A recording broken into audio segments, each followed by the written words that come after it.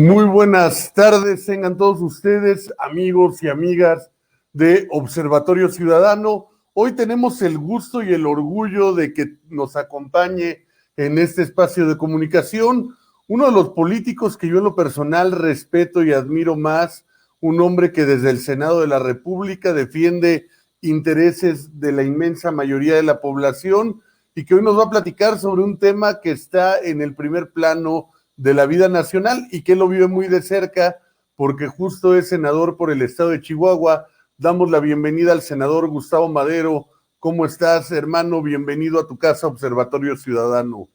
Muchas felicidades por este espacio, por este ejercicio de dar voz a todos aquellos que están excluidos hoy desde el gobierno, que se les niega una legitimidad de existencia, de disenso. Hoy estamos en un país que desde la presidencia de la República nos dividen en buenos y en malos. Los que estamos con el régimen, con el gobierno de Andrés Manuel, y los que lo criticamos. Y a los segundos nos niega, nos quita toda legitimidad o valor y nos pone en el lado equivocado de la historia, según él. Esto es terrible, que desde la presidencia se ejerzan ese tipo de pontificaciones. Cuando alguien gana una posición pública, debe de olvidarse de quién lo llevó al gobierno desde el punto de vista de que debe gobernar para todos. Pero él quiere seguir haciendo campaña y en vez de ser presidente de la República, usar la presidencia de la República para seguir haciendo su campaña. Esa es la diferencia. No está siendo el presidente de los mexicanos, sino que está haciendo el uso de la presidencia para seguir haciendo campaña. Muy interesante todo lo que comentas, hermano. Y particularmente tú has sido de aquellos que desde el púlpito presidencial han enfrentado los ataques directos de la presidencia.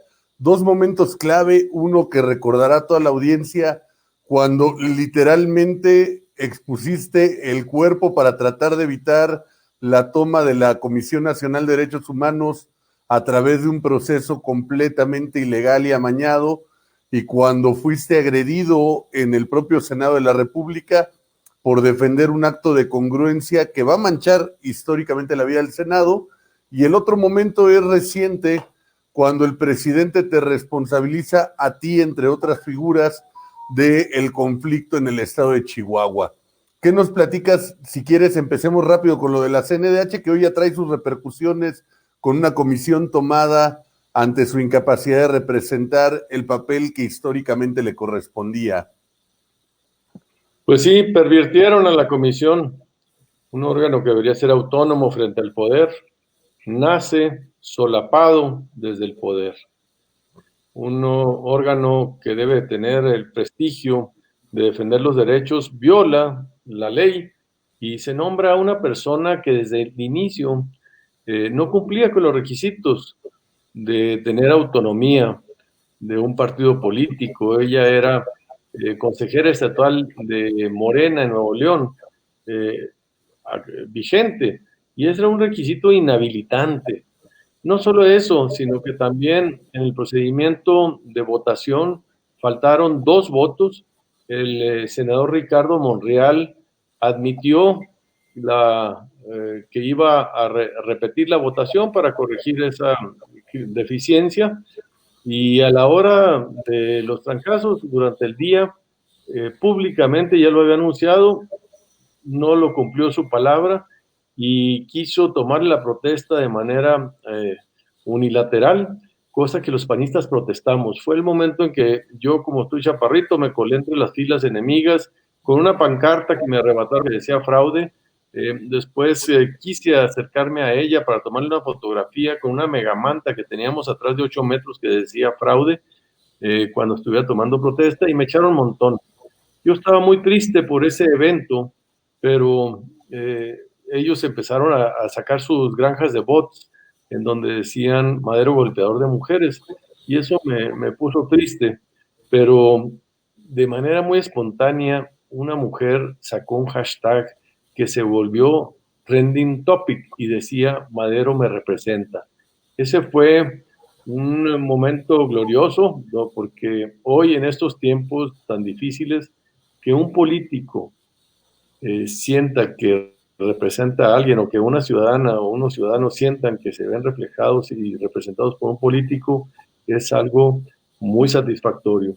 Eso se logró y el trending topic Madero me representa eclipsó a las granjas de bots de Madero golpeador de mujeres. Desde ahí, pues esa lucha ha enfriado mucho la relación en el Senado entre el PAN y Morena. Antes había un ambiente de mayor respeto, colaboración. Ahora ya no, ahora ya se descararon, ya no nos dan ni las mínimas oportunidades de participación, de concesión, de discusión de fechas, de convocatorias. Son gandallas ya. Yo decía hoy en una presentación frente al secretario de Desarrollo Social, que se confundieron. El triunfo electoral les dio una soberbia narrativa y se sintieron que les tienen las escrituras del país. Es totalmente preocupante lo que está sucediendo y pues así estamos, Frankie, con esta situación. Queremos representar a toda esa mayoría de mexicanas y mexicanos que estamos preocupados por el rumbo que está tomando el país, la forma que está teniendo este gobierno. Oye, y en medio de esto surge un conflicto en Chihuahua. Déjame dar rápidamente un contexto, aunque evidentemente tú eres el que conoces bien lo que ocurre ahí, ¿no? Pero hay un Sí. tratado de aguas internacionales que no afecta solamente al estado de Chihuahua, sino a ríos que cruzan varios estados de la República y estados de la Unión Americana. Ese tratado obliga a México a dar una cantidad de agua y a Estados Unidos viceversa, a dar una cantidad de agua a México. Y en el caso de México se tiene un periodo quinquenal para cubrir esto. Hasta ahí más o menos la situación es la que se conoce y de ahí el tema es que se entiende que esta agua, el propio tratado especifica que sería pagada con los excedentes de la captación pluvial. Y en un año de sequía, el gobierno federal pretende hacer el pago del agua a través de varias presas, particularmente La Boquilla y algunas otras del estado de Chihuahua. Y en este conflicto manda a la Guardia Nacional para hacerse con el poder de las presas y poder ahí cumplir esta obligación internacional. Lo que argumentan los campesinos es que si bien hay agua para cubrir la cosecha de este año, las cosechas pues no tienen años gregorianos, ¿no? Entonces no volvería a llover lo suficiente antes del periodo de siembra de marzo y esto podría poner en riesgo toda la producción del año que viene. Y ante este conflicto, el gobierno optó por la Guardia Nacional por encima del diálogo. Entiendo que tú estuviste, como muchos otros ahí, pues son de Chihuahua, tienen que estar. Es lo que siempre hemos exigido de los representantes populares, que estén ahí cuando la población tiene algún conflicto y el gobierno decide, en lugar de atender el fondo del conflicto, responsabilizarte a ti y a otros de esta situación. Palabras más, palabras menos, espero que eso sirva de contexto y que tú nos ayudes a profundizar en el tema, hermano. Con muchísimo gusto, lo has explicado muy bien, pero déjame empezar nada más con una reflexión muy simple, porque a la gente hay que transmitirle ideas muy, muy simples, muy básicas. El tratado es de 1944, Frankie. Quiere decir que lleva 75 años. La pregunta es, ¿por qué nunca había habido bronca? ¿Por qué nunca había habido este problema? ¿Por qué nunca se había mandado a la Guardia Nacional para abrir las compuertas de una presa? Ese es el origen del problema. Como bien lo explicas, el tratado dice que nosotros los mexicanos debemos de aportar 431 millones de metros cúbicos cada año y las contabilidades se cierran cada quinquenio, lo que nos da como 2.100 millones de metros cúbicos al año. A cambio, ellos nos dan 1.800 millones de metros cúbicos por el río Colorado cada año. Hay un truquito en la nuestra, porque a veces llueve más y a veces llueve menos, y ya cuando se cumplen los 2.100 millones de metros cúbicos, te cortan la contabilidad y empieza una nueva, aunque no hayas terminado el quinquenio. Lo que quiere decir que hemos pagado como unas 15 veces más lo que deberíamos en estos 75 años, porque 75 años dividido en quinquenios, deberíamos de llevar 15 quinquenios. Y ahorita ya llevamos 34 entregas de 2.100 millones de metros cúbicos. Esa es la primera. La segunda es que se acaba de reconocer ya públicamente que el problema está causado por la autoridad federal, la actual y la anterior. Quien administra el agua, quien entrega el agua al tratado, pues es Conagua, el gobierno federal. Y en el gobierno federal y el SILA, que es la Comisión Internacional de Límites y Aguas, cuando había agua no le entregaron, no pagaron. Y ahora, que le está llamando la atención el gobierno de Trump a Andrés Manuel y que le tiene mucho miedo, dice, oye, pues ya se va a cumplir el tratado el 24 de octubre, se acaba el quinquenio y tú me debes como 200 millones. Y quieren sacar el agua de la boquilla. La boquilla es un agua concesionada, es un agua para riego.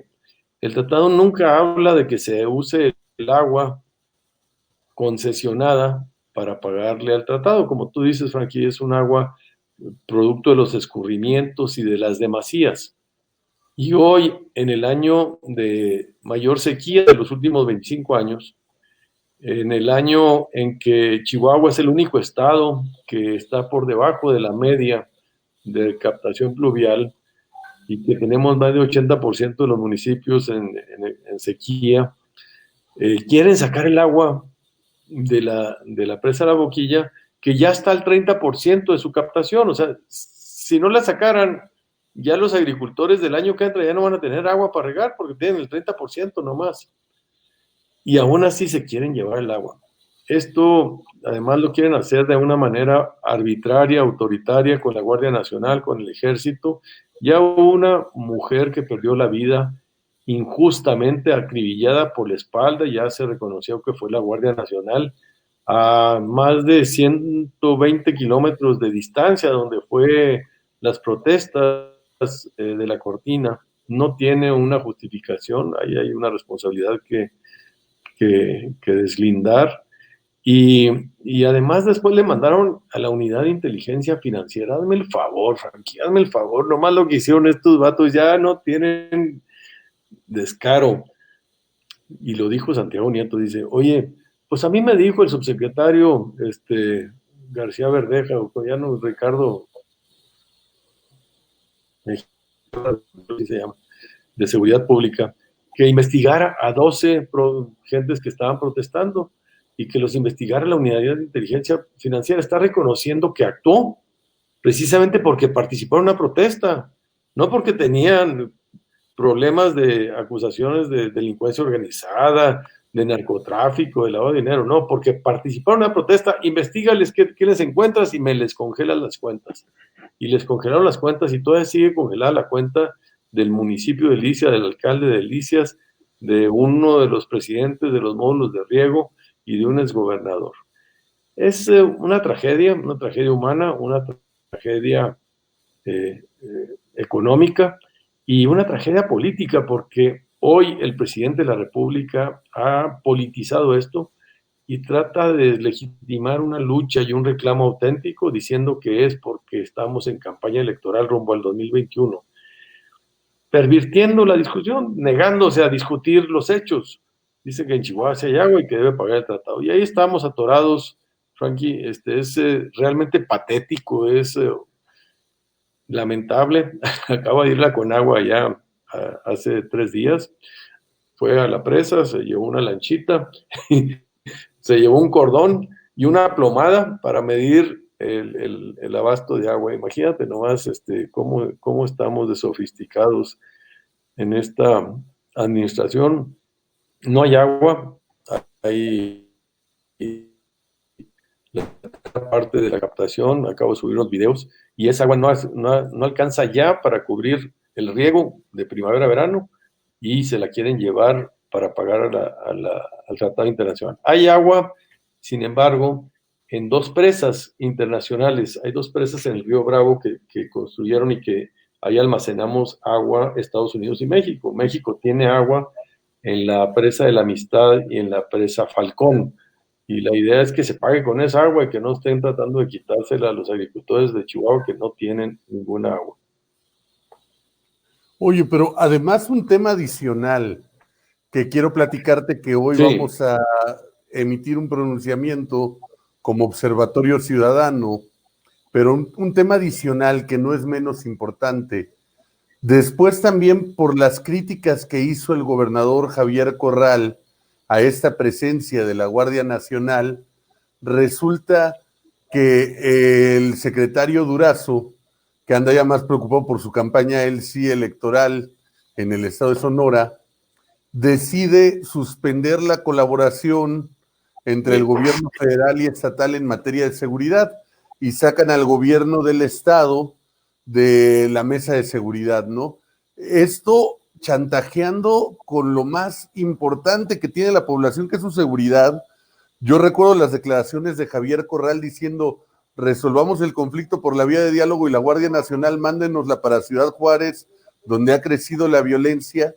Y en lugar de atender esto, prefieren seguir manteniendo a la Guardia Nacional golpeando a gente trabajadora, poner a la unidad de inteligencia financiera a investigar a la gente que se manifiesta y retirar la coordinación de seguridad con el gobierno del estado en algo que no habíamos visto. Yo no sé, senador, tú tienes mucha más experiencia evidentemente que tu servidor, pero yo no recuerdo temas así. Yo doy seguimiento a la vida política nacional al menos desde el periodo de Cedillo y no recuerdo un tema de esta naturaleza, ¿no? es un descaro, es muy triste ya contaminar el combate a la delincuencia organizada con las diferencias político-ideológicas es algo que exhibe lo caprichoso de este gobierno. En algún momento yo dije que Andrés Manuel pasó de ser un luchador social a ser un represor social, a un represor, a un tirano. Está volviéndose todo un autoritario y utilizando todo el aparato del Estado para reprimir a quienes no pensamos como él. Esto es muy preocupante, por eso yo creo que Chihuahua debe servirnos como un proxy, como un anticipo, como una advertencia de lo que puede llegar a pasar en todos los estados en el futuro próximo. Yo creo que lo que está pasando en Chihuahua es un laboratorio, es una prueba piloto, pero que así se van a ensañar y repetir el experimento de negar la validez, la legitimidad de las protestas, de las diferencias, de legitimarlas, reprimirlas, mandar todo el aparato del Estado que corresponda, te quitan recursos o te mandan a la guardia o te mandan a investigar con tal de intimidar. Esto es un hostigamiento directo. En palabras de Ricardo Pasco, allá en Delicias, decía que esta es una guerra de baja intensidad del gobierno federal contra los agricultores que están defendiendo sus derechos con el ánimo de intimidarlos, de cansarlos, ¿no? Pero me preocupa mucho porque estamos en el segundo año de este gobierno, todavía no lo cumple, el segundo año ya este vato está dinamitando todos los espacios de diálogo, no se da la menor oportunidad de reconocer a nadie que tenga legitimidad para discutir y negociar. Yo te pregunto, Frankie, ¿cuándo has visto al presidente de la República sentado con alguien de la oposición discutiendo, negociando, acordando? Nunca. Yo he visto hasta Donald Trump sentado con Nancy Pelosi. He visto al español sentado con la oposición. Todos los gobiernos se sientan con los distintos representantes políticos. El presidente de la República no es como Tom Jones, nomás sus chicharrones truenan. Y esto es muy, muy preocupante, te digo, porque estamos a menos del segundo año. Y él ya está dinamitando todos los esquemas de relación con los distintos poderes y con las distintas expresiones políticas. Y esto pues, no augura más que un desencuentro y una escalada en la confrontación rumbo al 2021 y de a ver qué pasa después del 21, ¿verdad? Entonces, por eso a mí me preocupa, hay que cerrar filas y defender la democracia y la transición de nuestro país, las libertades que están amenazadas por este gobierno autoritario y represor, populista. Pero además, senador, si me permites, no solamente es el tema de la oposición, que ese es uno de los espacios, ni Sí, siquiera de las diferencias de los propios. Lo que acaba de pasar con Jaime Cárdenas lo pinta de cuerpo entero, ¿no? Alguien que lo pones en un instituto, se supone que a combatir la corrupción, llega y te dice, oye, sí existe la corrupción y gente de tu primer círculo me está pidiendo que incurra en actos de corrupción, tú te molestas, él renuncia ante esa molestia y después el vilipendio hacia Jaime Cárdenas brutal, cuando se puede opinar o no, coincidir o no con Jaime Cárdenas, pero es un hombre que venía con Andrés Manuel desde hace 20 años, no es un advenedizo, no es alguien de último momento y había tenido mucha cercanía en distintos procesos, había tenido responsabilidades entregadas por López Obrador hacia él, de las cuales él había entregado cuentas que para el propio López Obrador eran adecuadas, y por disentir, adiós. O sea, ya no solo es el presidente que no se puede sentar con la oposición, es el presidente que es capaz de romper el espejo si no le gusta cómo se ve. tienes absolutamente toda la razón, es muy preocupante eso y hay muchos ejemplos, está desde Carlos Ursúa o cualquiera que haya surgido y salido por sus diferencias y él pues los critica después por abandonar el barco, ¿no? Yo creo que este gobierno ya naufragó por el eslabón más débil. El presidente tiene un pensamiento mágico, eh, un razonamiento simple. Y entonces nos decía cuando estaba en campaña, no, mira, como yo voy a hacer un gobierno austero y voy a combatir la corrupción, el dinero del presupuesto me va a sobrar, me van a sobrar 500,000 millones de pesos. Tuvo el presupuesto más grande de la historia de todos los presidentes de México, 6,300,000 millones de pesos, y él pensó que iba además a tener 500,000 millones adicionales y nunca tuvo un peso adicional. Más bien, al terminar su primer año le faltaron, tuvo un déficit de 190,000 millones de pesos. Incluso había recortado muchísimos programas, pero se encontró allí en los cajones un fondo de estabilización de los recursos presupuestales que tenía 300,000 millones y con eso pagó, salvó el año. El siguiente año también le pasó lo mismo, se completó con eso y ahora está queriendo eliminar los fideicomisos para hacer el cash out y con eso salir este año. El año que entra no le va a alcanzar. El año que entra ya se quedó sin canicas. Y un proyecto populista, pues se puede sostener cuando tienes, como Hugo Chávez tenía, PDVSA, que producía 3 millones de barriles al día a $90 el barril.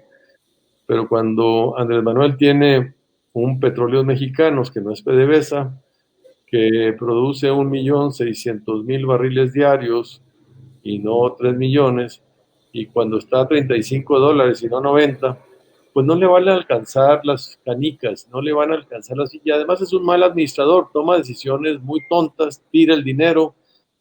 Un aeropuerto de la Internacional de la Ciudad de México de 140,000 millones de pesos lo tira estúpidamente con un argumento de corrupción que nunca demostró ni acusó a nadie y que nos la vamos a pagar todos los mexicanos.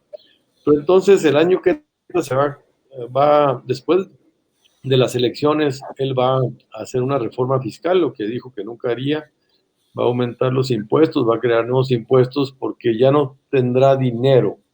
Su única manera de sostener su gobierno es repartiendo dinero y se le están acabando las canicas. Entonces yo creo que este gobierno sí está naufragando, pero lo preocupante es que aunque sus proyectos no están funcionando en la realidad, no está creciendo la economía, el empleo, no está disminuyendo la inseguridad, los homicidios, los feminicidios, todo no le está saliendo. El tema es que sí está perdiendo popularidad, Frankie, pero está aumentando poder, está concentrando más recursos, más poder, y esto lo vuelve peligrosísimo al señor. México estará atravesando de aquí al próximo año periodos de prueba de sus instituciones, porque él va a utilizar todo para tratar de ganar a la mala las elecciones.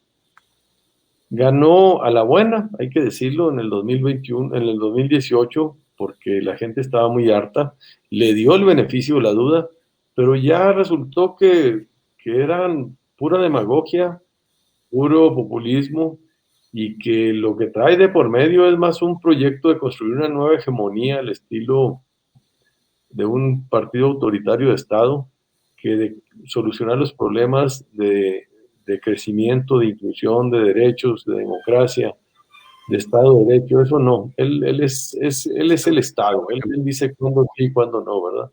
Por eso estoy tan preocupado, Frankie. Pues compartimos la preocupación, hermano. Vemos un panorama muy gris y la necesidad de sumar.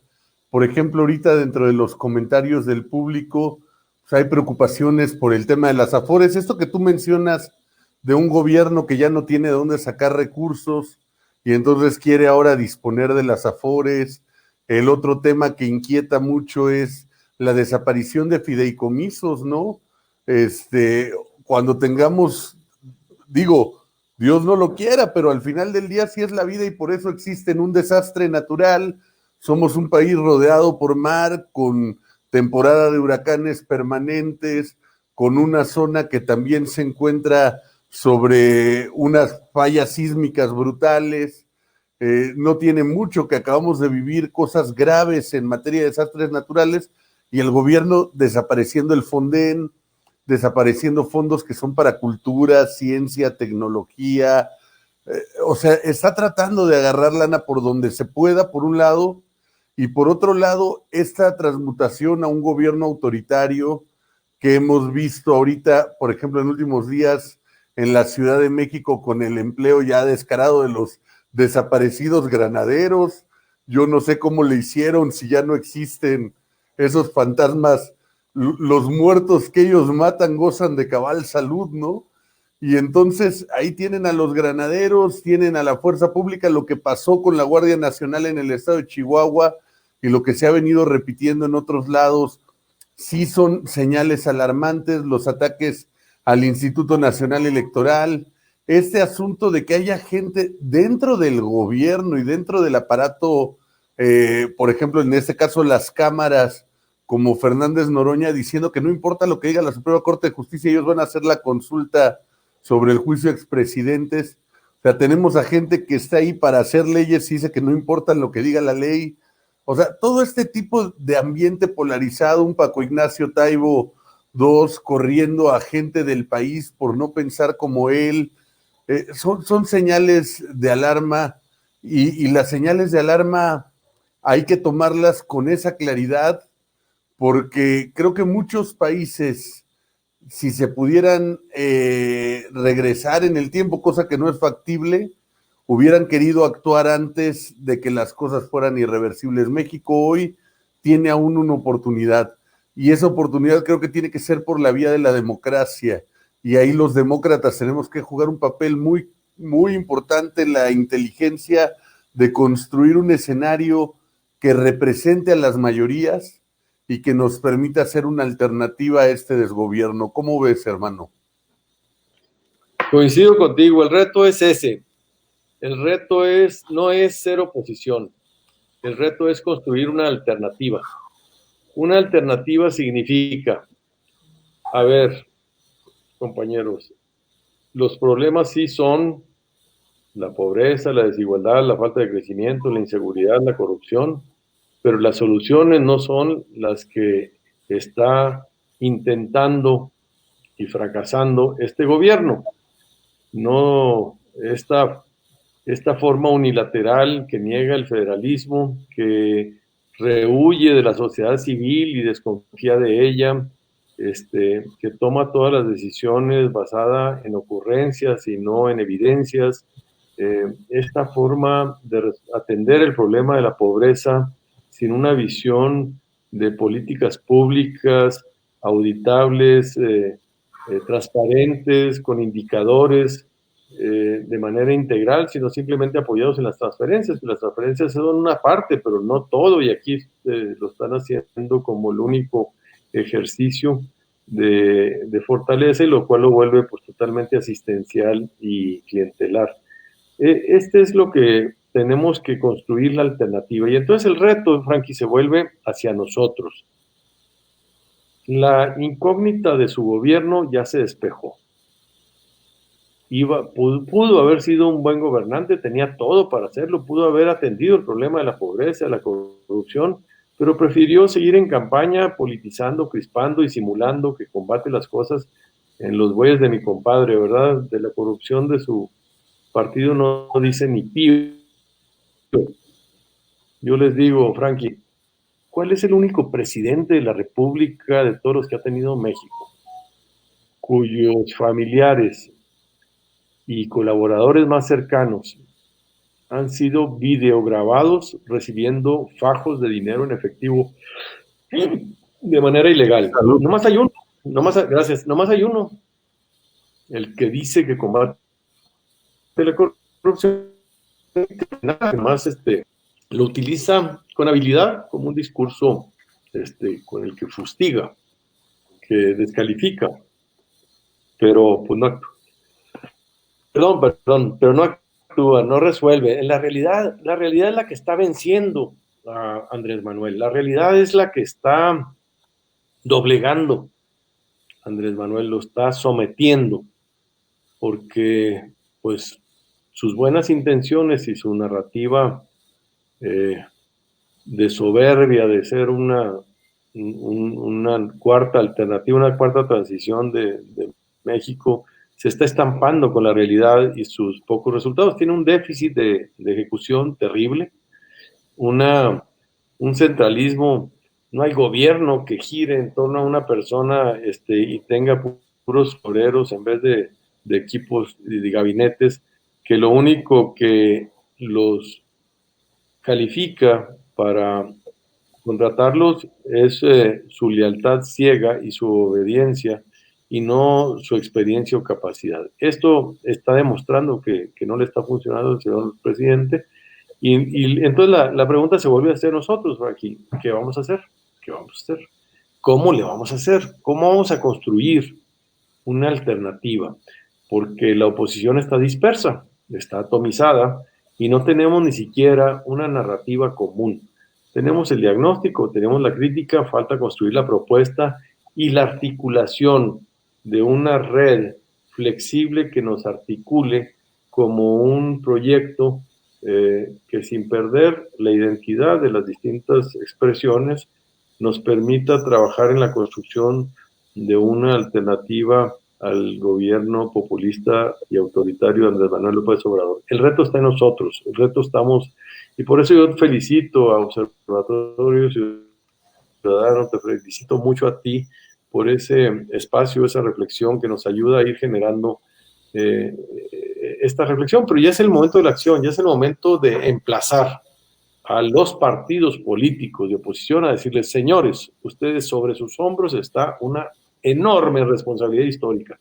No se les ocurra quedarle a deber a la historia del momento que estamos viviendo, empujando proyectos particulares y no entendiendo la necesidad de la construcción de un frente amplio, común, con una agenda democrática y una mayoría no cooptable, no corrupta, para tener un contrapeso en el 2021.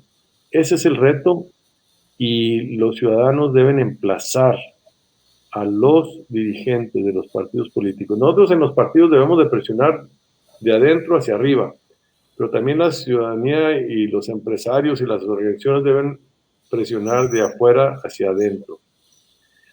Hoy el tema de las alianzas está muy desprestigiado, lo sé, pero es un imperativo el buscar entendimientos, coaliciones, formas de agrupamiento, de colaboración para, para incluso olvidar nuestros rencores, nuestros reclamos, nuestras lastimaduras que nos hayamos hecho en el pasado al interior de los partidos y con otras fuerzas políticas para reencontrarnos y poner por encima el proyecto país, el proyecto futuro de México, como el proyecto de todos los partidos, sin perder su identidad, tener esta coincidencia de defender la democracia, la libertad, el federalismo, el Estado de Derecho, y con esos principios tan básicos tenemos que hacer compromisos cada uno de nosotros y salirnos de nuestra zona de confort para hacer algo más audaz, de mayor definición, de mayor riesgo, porque el que está en riesgo es el futuro de México. Coincido completamente contigo, hermano. Tratamos de hacerlo desde Observatorio, lo haremos con más énfasis. Este llamado lo hemos hecho. Y fíjate, cuando lo planteábamos por primera vez en el 2018, este tema de una unidad amplia de la oposición, casi todos nos veían como locos. Y poco a poco la historia medio nos ha ido dando un poco la razón al grado de que ya la mayoría lo ven al menos como un tema serio, ¿no? Como un tema importante a analizar, ¿no?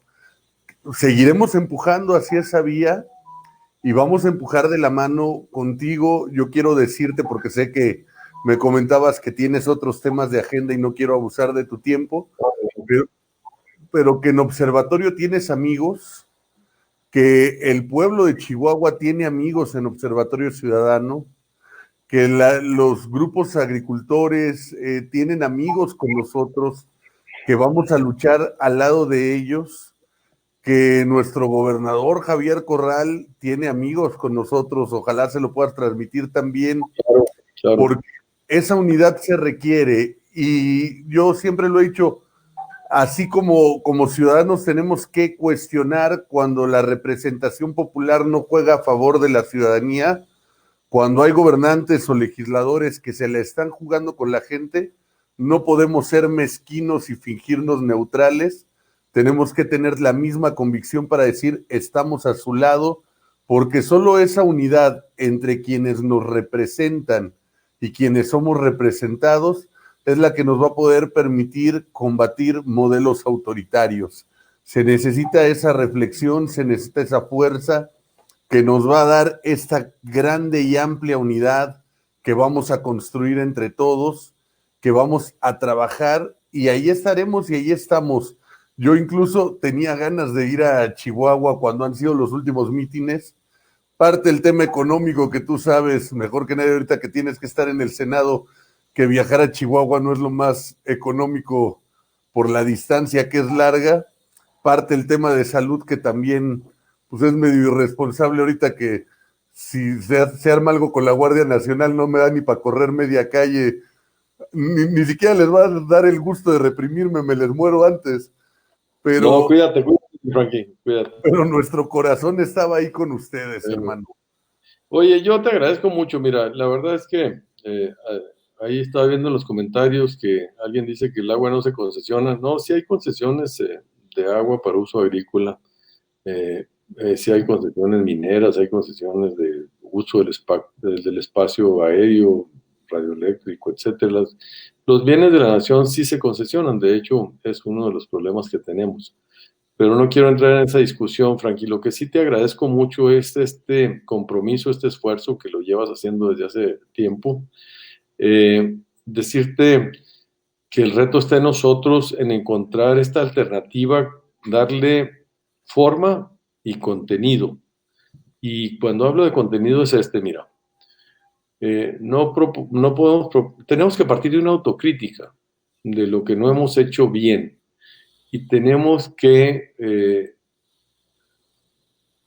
hacer propuestas de una economía incluyente, una economía social, una economía que que genere crecimiento, pero con inclusión y que combata la pobreza y la desigualdad, pero que no sea estatista, sino que promueva la competitividad, las oportunidades.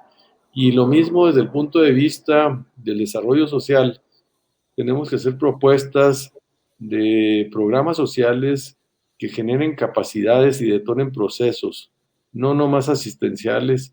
Y por ahí también tenemos un reto, Frankie, de poder ir haciendo esta alternativa en forma y en fondo, dándole contenido y articulándola para que funcione con fuerza y dirección en el momento que se necesita, que será el año que entra, el 6 de junio. Ahí nos encontraremos, nos seguiremos encontrando. Yo te aprecio mucho este espacio, me siento parte de este equipo, muy respaldado, muy reconocido.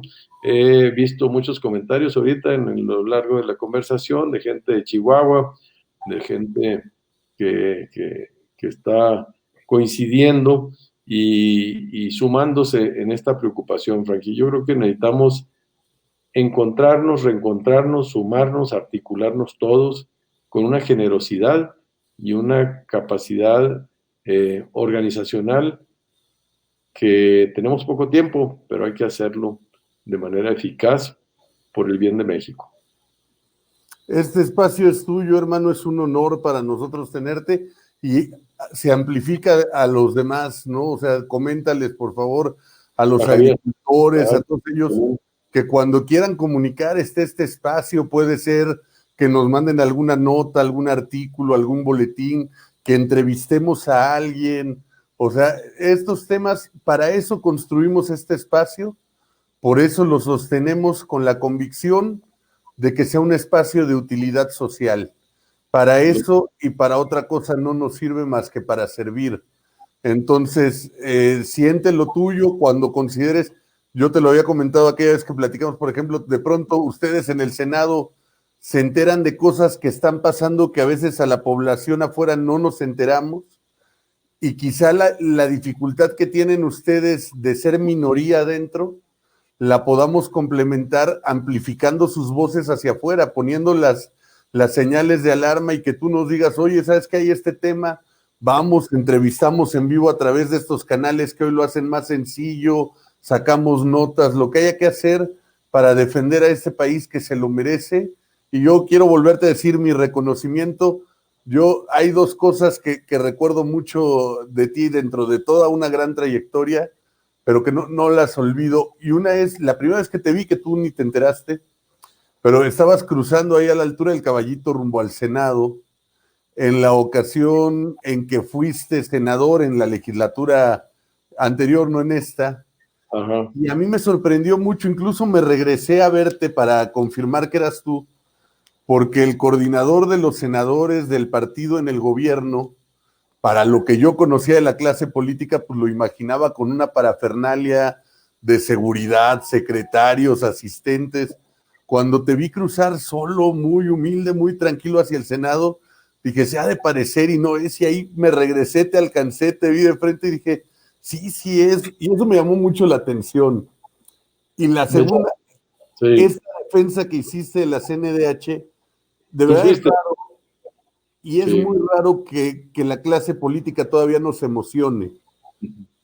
Y cuando yo te vi defendiendo la tribuna, puta, yo tenía ganas de teletransportarme y estar al lado tuyo, me sentí emocionado, me sentí representado por ti, como millones de mexicanos.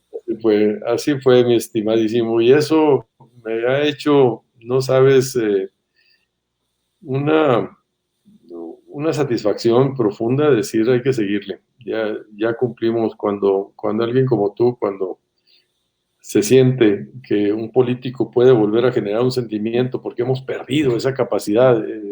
Hoy la gente no se siente representada por ningún partido, por ningún político, pero eso deteriora mucho a la democracia, porque si no hay esa capilaridad, esa vinculación de la sociedad con la cosa pública, y la cosa pública se vuelve endogámica y separada de la realidad y la ciudadanía, ese divorcio es el que nos está dejando impotentes para poder hacerle frente y construir un futuro juntos. Tenemos que recuperar la confianza y el entusiasmo y participar en lo público, exigirle a los representantes y como tú lo has hecho y yo me ha animado mucho, también reconocerles cuando alguien por alguna ocasión hace algo bueno, diferenciarlo, porque eso es tan importante como criticar cuando alguien está haciendo algo malo.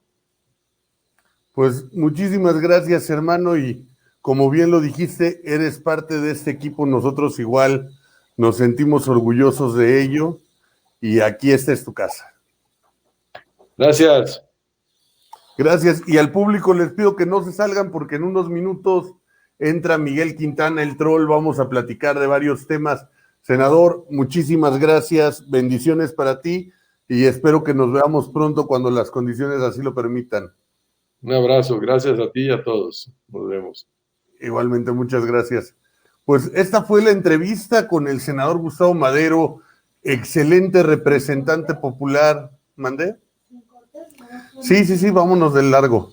Excelente representante popular, gran amigo, como él mismo lo dijo, compañero de Observatorio Ciudadano.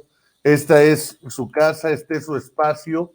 Y ahorita en este momento le andamos mandando la liga a Miguel Quintana, el troll, esperando que todavía anden tiempos de entrar, aunque sea un ratito, así que no se nos desconecten, no se salgan.